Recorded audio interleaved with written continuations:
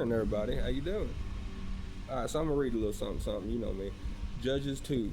The Lord's messenger comes to Bochum. The angel of the Lord went up from Galagal to be with the I am, I guess, and said to Israel, I brought you out of Egypt into the land I swore to give your ancestors. And I said I would never break my covenant with you. For your part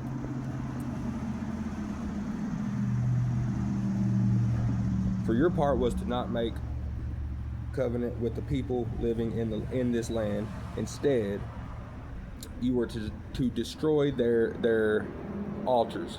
But you were disobedient my commandment to my command. Why did you do this? So now I declare that I will no longer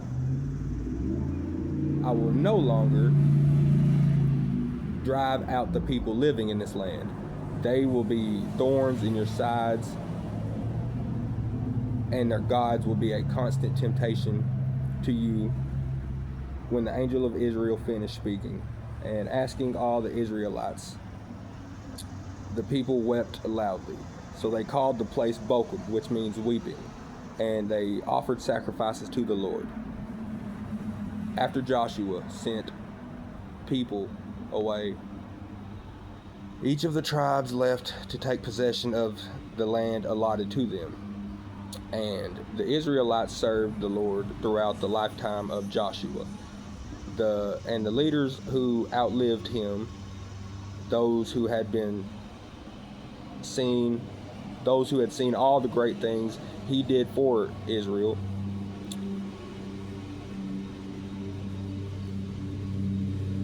Joshua, the son of, I guess, Nun, N-U-N. Sorry, they're mowing over here. Joshua, the son of Nun, a servant of the Lord, died at the age 110. God, I wish I could live that old, for real. Buried him in that land that they allocated. That Tamarin, I guess, in the hill country of the frame north of Gas. Israel's disobedience to the Lord. After that generation died, another generation grew up who did not acknowledge the Lord or remember the mighty things he had done for Israel.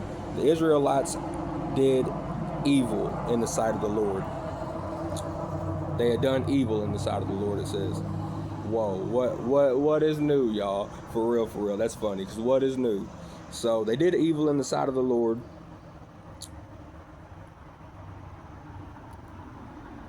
Oh.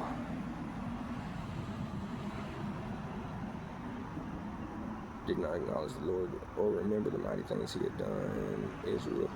They did evil in the sight of the Lord and served the image of Baal.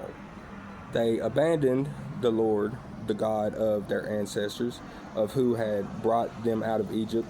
They went after other gods, worshiping the gods of the people around them, and angered the Lord, and abandoned the Lord, and served Baal, the image of Ashtoreth, I guess. This made the Lord burn with anger against Israel, and he handed them over to the raiders, who stole their possessions and turned them over to all the enemies around them. They were no longer able to resist them. Every time Israel went out to battle, the Lord fought against them. Boy, that'd be something if God was fighting against you when he was fighting for you. That'd just be crazy. Like, why would you ever do that, Anyway. He went out, every time they went out to battle, the Lord fought against them, causing them to be defeated, just as he had warned. And the people were in great distress. Now I'm going to stop it right there. It's crazy what God does when he gives you some word and you just ignore it. It's just crazy because, people like to say that God will never turn his back on you.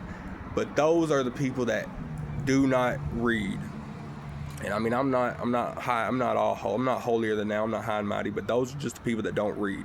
because the book says plainly that yes, God does shut his eyes to you in certain situations. He really does. And I'm a little burnt, if you can't tell, I'm pink as heck. Anyway, but God will, he will turn his back on you if you are persistent in ignoring him. But as long as you are trying this much, he will always accept you back into his graces, for real, for real. So I just wanted to read that for y'all. I'll make another video later or something like that. Love you.